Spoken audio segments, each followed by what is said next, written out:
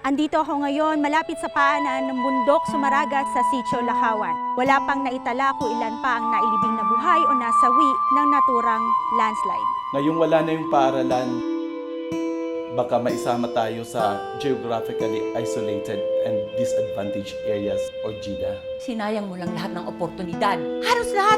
Gusto mong mag-abroad. Pero ikaw ano? Nagsasaga ka sa kakapiranggot na sahod. Ganito ang aming paaralan na nabibilang sa mga remote schools sa bansa na kulang sa teaching resources. Okay, class. I have ball pens and notebooks for everyone.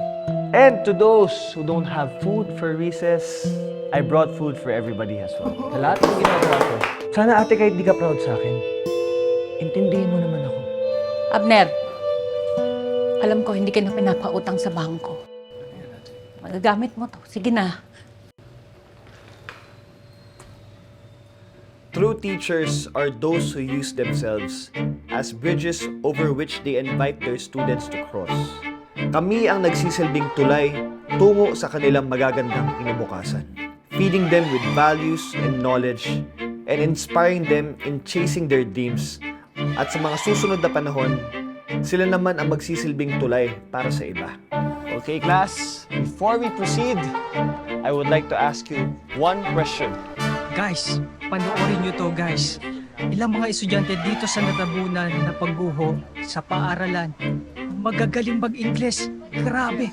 Panoorin nyo guys. What I go through every day, where I walk for more than an hour just to get to school. We can fight, but we must not forget one person, that person who is patient and always sacrifice for us, and that is Jesus. Sir, you're our hero. You impacted our lives so terribly. We promise to share with other people what we have learned from you. Sir, teka, ba't wala pa yung mga estudyante? Wala, abolish na. Si Miss Gat Maitan, sir, ba't wala dito? Wala na rin, umpisa pa kahapon, wala nang pumapasok dito.